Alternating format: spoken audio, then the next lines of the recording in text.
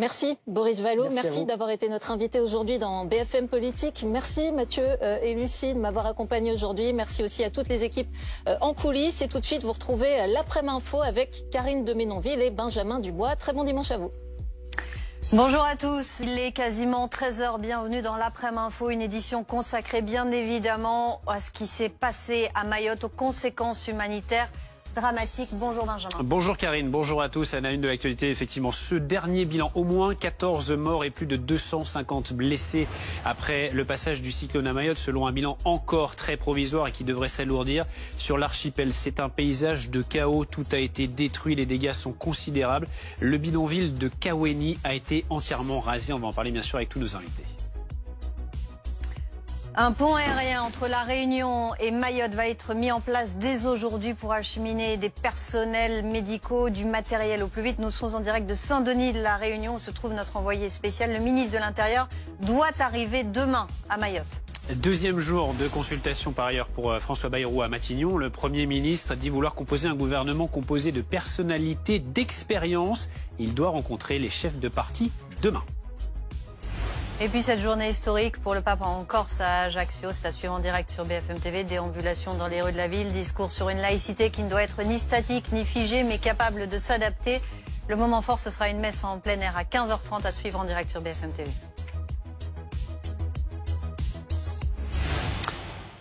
Le bilan ne cesse de s'alourdir à Mayotte. Au moins 14 morts et plus de 250 blessés selon les derniers chiffres d'un bilan encore très provisoire.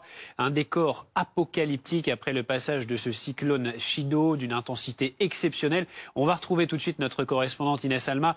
Il y a des scènes de chaos, Inès, une situation dramatique.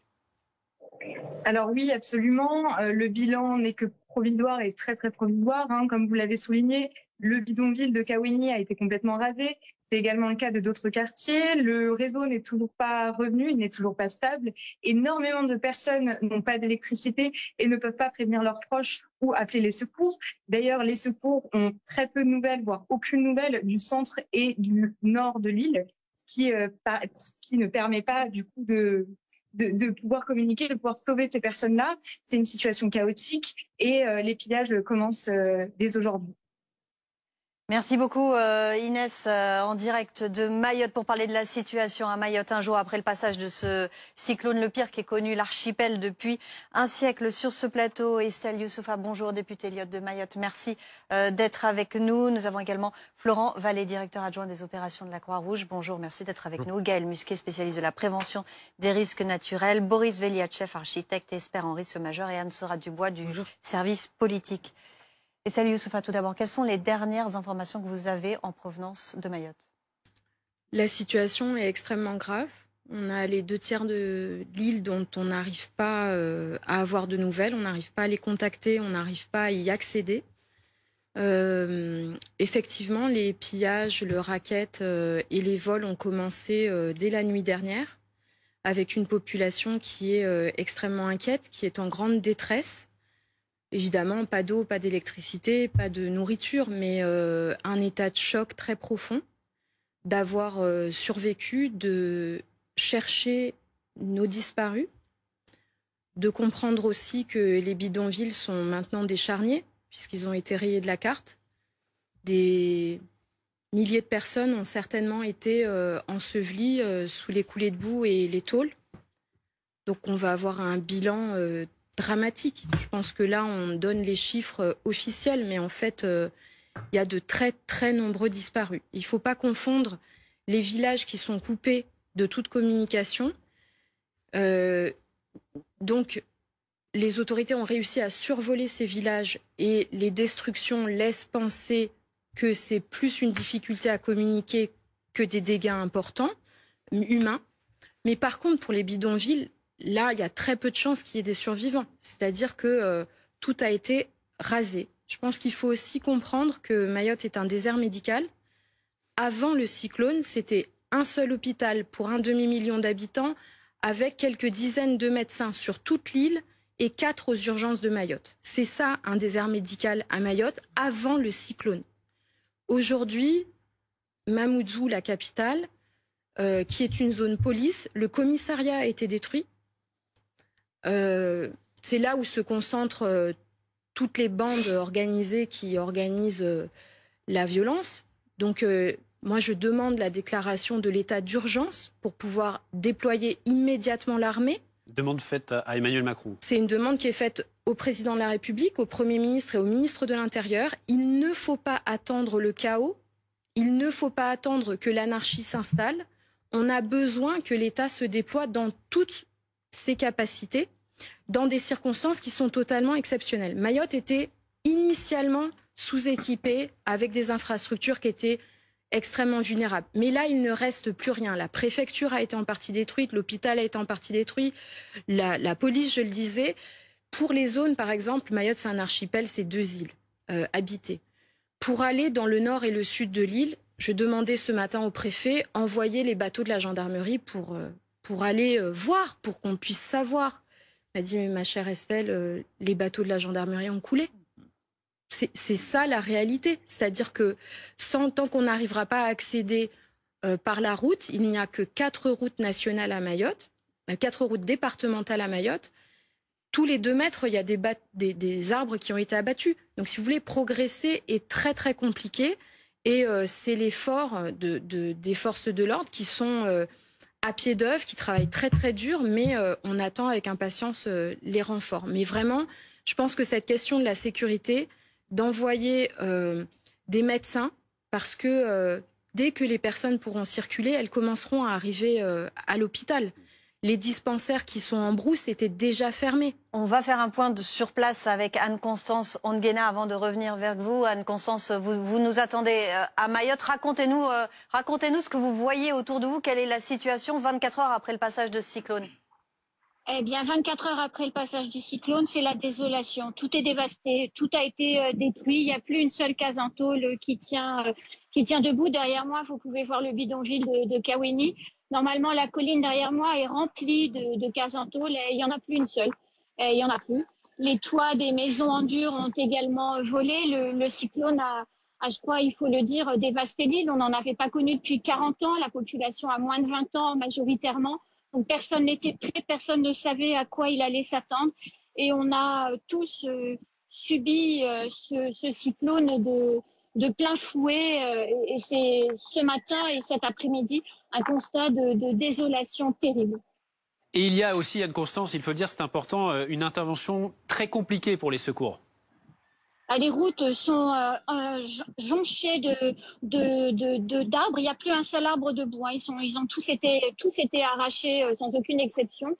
Donc c'est très compliqué de se déplacer, à la fois pour les secours, mais aussi pour les personnes qui auraient besoin de se rendre à l'hôpital ou ailleurs. C'est la cacophonie la plus absolue, si vous voulez. Les gens sont hagards. Ce matin, quand je suis sortie de chez moi, de ce qui reste de chez moi d'ailleurs, pour venir jusqu'ici, jusque chez Kwesi TV, j'ai croisé des gens, on se dit bonjour, on se demande si on va bien, on ne se connaît pas, mais on essaie juste de renouer un peu de lien social, un peu de bienveillance entre les personnes. La journée d'hier a été difficile. Vous ne croisez pas une seule personne qui a encore un toit sur sa maison et chacun vous raconte la même chose, l'horreur du bruit du vent, le toit qui craque et qui s'envole, et vous qui êtes livrés à vous-même avec... faut bien le dire, la peur de mourir. Et ce qui est terrible aujourd'hui, et Estelle Youssoufet le disait à l'instant, j'entendais, il y a des milliers et des milliers de gens qui vivent dans les quartiers de bidonville et on ne voit plus personne, il n'y a personne. Et la vraie question, c'est où sont les gens en réalité? Où sont-ils? Ils sont plus dans les quartiers, en tout cas, il n'y a personne. C'est très grave la situation à Mayotte. Anne-Constance, on a vécu à vos côtés ce drame, on a vécu avec vous cette peur, ce cyclone. Et aujourd'hui, 24 heures après, il y a aussi la question de la survie pour ceux qui sont là. Sans eau, sans électricité, comment ça se passe sur place? Alors l'électricité est en train, c'est peut-être le réseau le moins touché pour le moment. Donc l'électricité est en train de revenir un peu partout. Progressivement. Alors, il y a beaucoup de câbles arrachés, mais les agents d'EDM sont sur place pour essayer de protéger et de remettre les choses en état. Le réseau, les usines de potabilisation d'eau sont, elles, très abîmées. Donc, effectivement, pour l'eau potable, ça va être compliqué d'en avoir, parce que les réserves ne vont pas permettre aux uns et aux autres de tenir plus de 48 heures, ça va devenir très compliqué. Et puis, vu l'état des maisons, où aller trouver de l'eau? Les maisons, elles ont disparu, donc ils sont où les robinets? Vous voyez, il n'y en a plus. Donc, comment on va faire pour s'approvisionner quand bien même l'eau va être revenue? Et puis, on constate déjà des scènes de pillage avec des magasins qui ont été éventrés par le cyclone et on voit déjà des bandes qui commencent à aller servir dans les boutiques. Merci donc, beaucoup, ça va devenir Anne-Constance. rapidement dangereux. Merci beaucoup Anne-Constance Anguelin en direct donc de Mayotte pour BFM TV. Florent Vallée, la Croix-Rouge, vous êtes directeur adjoint des opérations de la Croix-Rouge, la Croix-Rouge qui a envoyé des renforts de personnel sur place. Quel est le travail de vos équipes? Quelles sont les priorités? Alors là, la priorité, elle est d'installer des têtes de pont, en fait. La priorité, elle est vraiment d'essayer d'installer des têtes de pont, d'avoir des nouvelles de nos volontaires, bien évidemment. On a les mêmes problèmes que tout le monde. Il y a combien de personnel de la Croix-Rouge sur place? La Croix-Rouge sur place, vous avez à peu près 300 bénévoles et 150 salariés qui travaillent au quotidien à Mayotte. Donc, et malheureusement, sur le nombre que je viens de vous donner, on a réussi à joindre 15 personnes. On a en plus envoyé des spécialistes nationaux qui sont partis en amont, en avance de phase par rapport au cyclone, pour les prépositionner au cas où malheureusement il se passe ce type de choses. Donc où eux, on est en contact avec eux. Donc ils essayent d'installer déjà une structure, avoir des premières actions autour de là où ils sont, mais surtout permettre d'accueillir le flot de matériel et de personnel qui vont pouvoir être envoyés par la suite. De manière la plus intelligente possible, et le fait de pas recréer une crise en fait dans la crise, c'est ça qui est extrêmement important aujourd'hui. Donc il faut installer cette première base, logistique, cette première base de commandement, trouver de l'hébergement, parce qu'il faut aussi qu'on puisse faire dormir les gens, mais aussi qu'ils aient de quoi manger bien évidemment, comme la population. Donc il faut pas que ce soit une charge supplémentaire. Donc c'est vraiment tout le travail qui est en train de se faire aujourd'hui entre Mayotte, La Réunion et Paris. Anne-Sora Dubois, il y a une cellule de crise qui a été mise en place. On sait qu'il y a une centaine de personnes qui avaient été envoyées avant l'arrivée du cyclone et qui ont donc vécu le cyclone. Le ministre de l'Intérieur doit être à Mayotte dès demain. Il part ce soir? Voilà, dans la nuit. Il arrivera dans la nuit, absolument. Il y a un pont aérien donc, qui a été mis en place effectivement entre La Réunion et Mayotte. Ce qu'il faut comprendre, c'est que maintenant, la quasi-totalité du gouvernement a basculé en gestion de crise. Le gouvernement, donc, sur les questions de transport, les questions de santé, les questions de logistique armée. Bref, tous les ministères concernés, et ils sont quasi tous concernés en réalité, et devant la gravité de la situation. Donc, il y a 2 réunions par jour de ce comité interministériel de crise, au moins jusqu'à mercredi, puisqu'il y a un certain nombre d'objectifs qui ont été fixés par le ministre de l'Intérieur et le Premier ministre dès hier. L'envoi de 210 personnels médicaux d'ici mercredi, 800 agents de sécurité civile, bien sûr des ravitaillements en nourriture, en eau, via avion de ravitaillement, navire de ravitaillement, avion de ravitaillement le plus rapidement possible, bien sûr. Ce qui sauve, en quelque sorte, ce qui empêche peut-être un éventuel suraccident, c'est que bien que la tour de contrôle de l'aéroport de Mayotte ait été détruite, les pistes, elles, ont été sauvegardées, les avions peuvent atterrir. Donc c'est la petite chance dans ce terrible malheur que connaît Mayotte. Par ailleurs, le port est également en état de fonctionnement. Donc les navires de ravitaillement qui sont en train de s'approcher de Mayotte vont pouvoir également délivrer de la nourriture et de l'eau à la population. Les craintes principales pour le gouvernement aujourd'hui, c'est effectivement le pillage. C'est la raison pour laquelle il y a 1500 policiers et gendarmes qui ont été déployés très très vite sur l'île, alors même qu'il y avait encore une alerte rouge pour vérifier qu'il n'y ait pas justement des pillages dans tous les sens et ajouter à la dévastation le pillage des rares ressources qui pouvaient rester pour la population.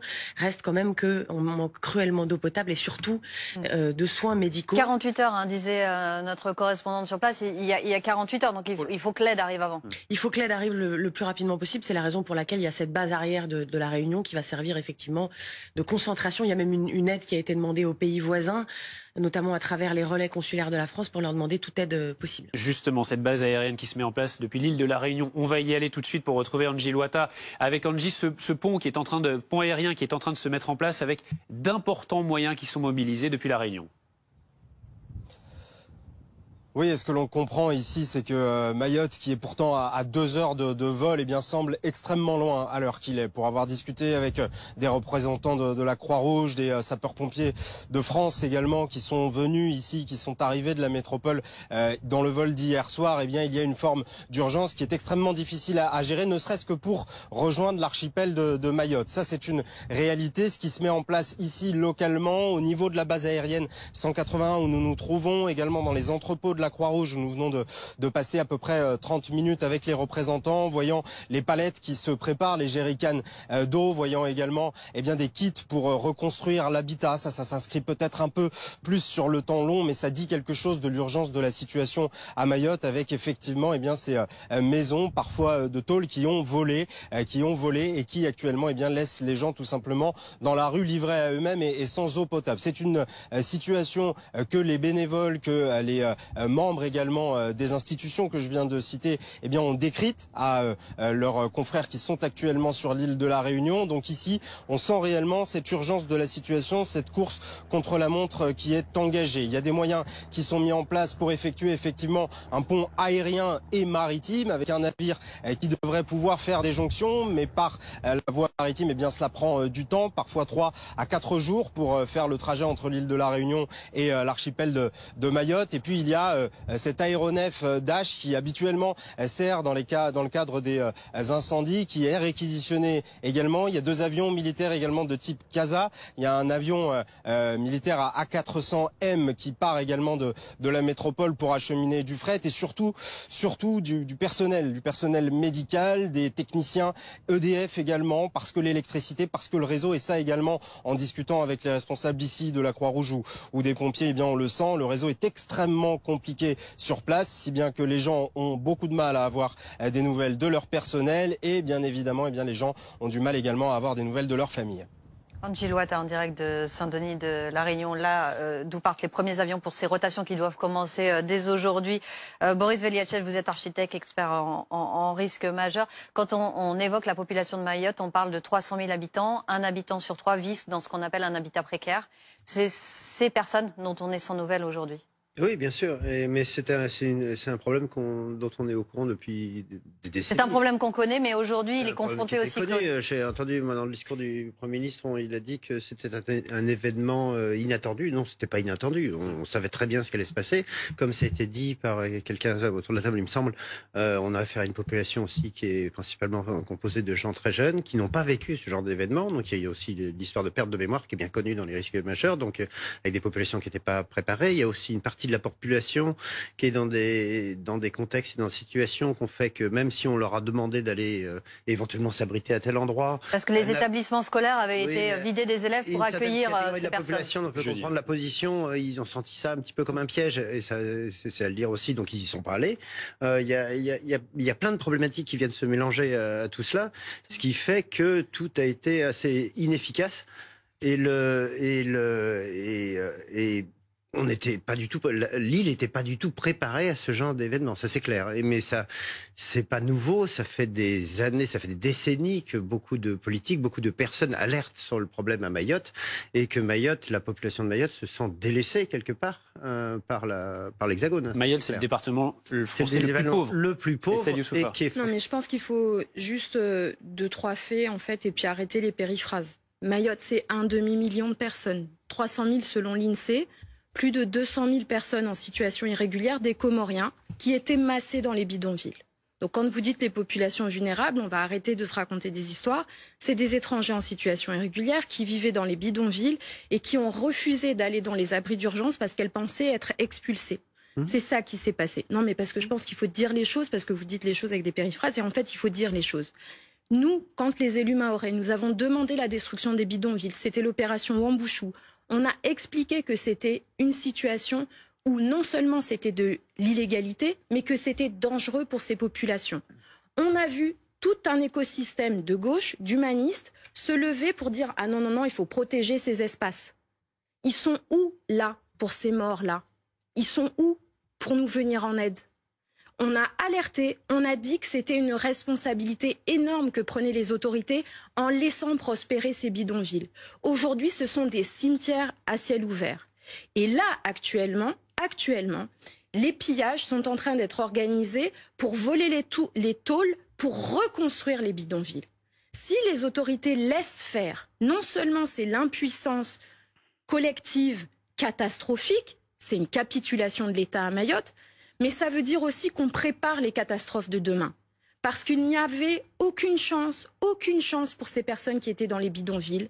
C'était non seulement déjà, quand ces bidonvilles étaient debout, des conditions inhumaines et dangereuses, indignes, Mais c'était aujourd'hui, c'est leur tombe. C'est ça ce qui s'est passé dans ces cases en tôle. Et là, aujourd'hui, et je pense qu'il faut avoir cette honnêteté, on est face à des charniers et à une catastrophe humanitaire dont on ne mesure pas l'ampleur.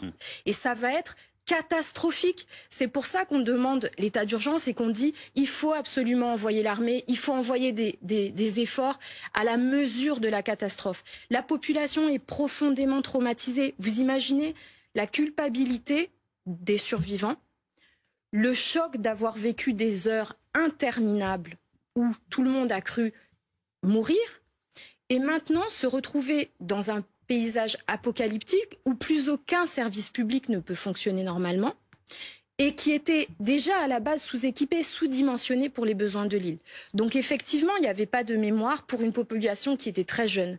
Mais moi, j'ai 46 ans, j'ai vécu le dernier cyclone dévastateur, c'était Kamissi. C'était dans les années 80, qui avait rasé l'île, il ne restait plus rien. C'est exactement ce qu'on voit sur les images, c'est-à-dire que toute la végétation a été détruite. Et ça, je veux vous alerter là-dessus parce qu'en fait, Mayotte, dans sa pauvreté, a la chance d'avoir une terre qui a été très généreuse.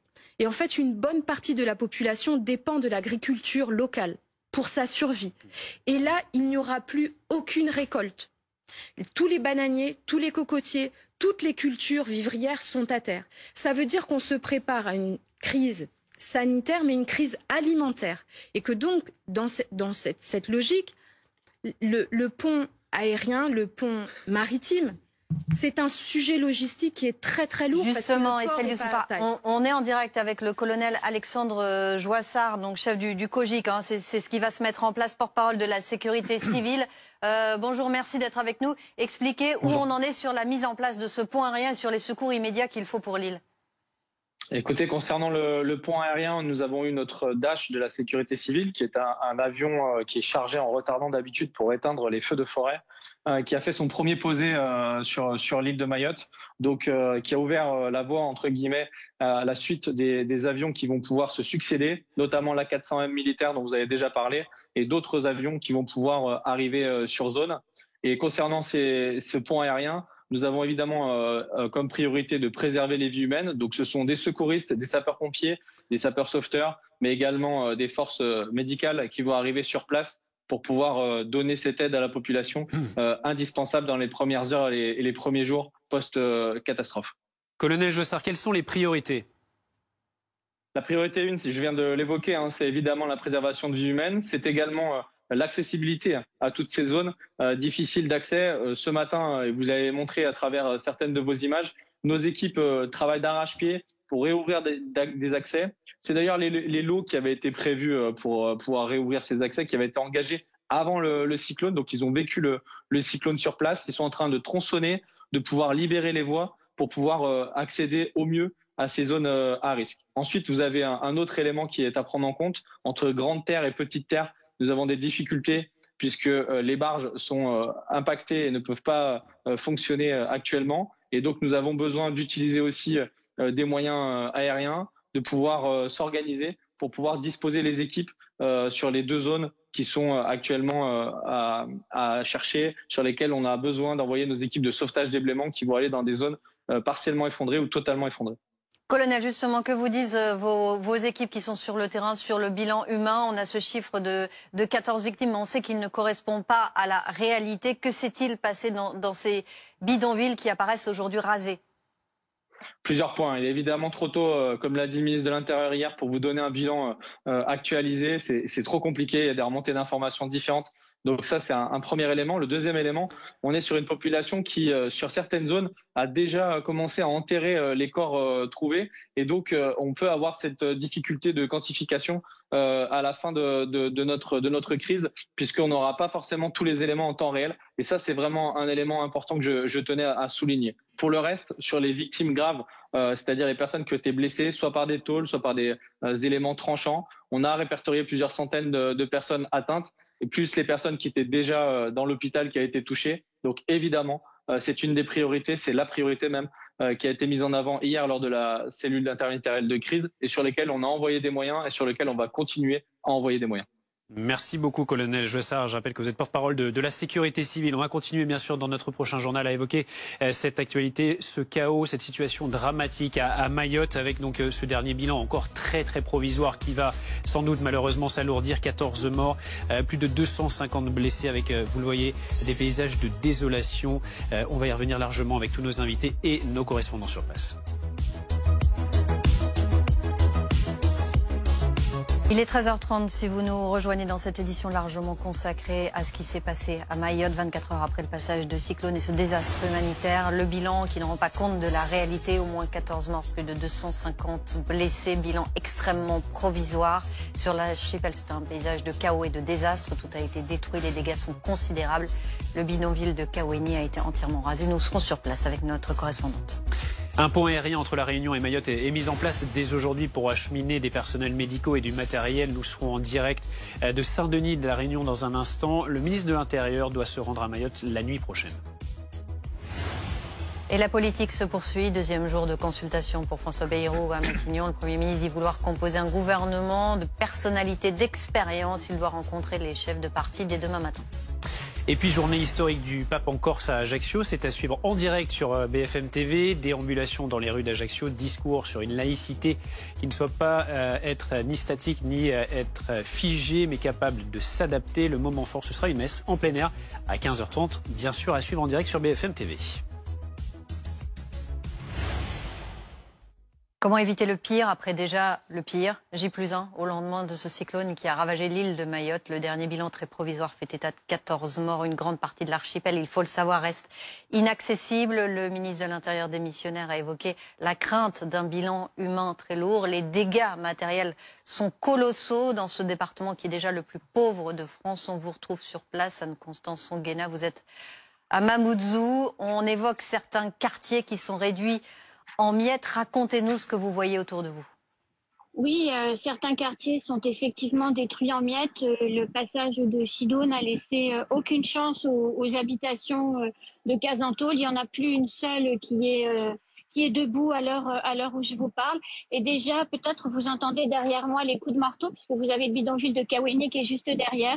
Vous entendez les gens qui ont récupéré les morceaux de tôle et qui sont en train de réparer comme ils peuvent leur maison pour avoir un abri pour la nuit, parce que souvent on vous dit va dormir chez un ami, mais le problème c'est qu'il n'y a plus d'amis, qu'il y a de maisons qui tiennent, puisque la quasi-totalité des habitations a été détruite, qu'il s'agisse de maisons en dur ou de cases en tôle. Donc la population est dans une situation particulièrement compliquée parce que totalement démunie.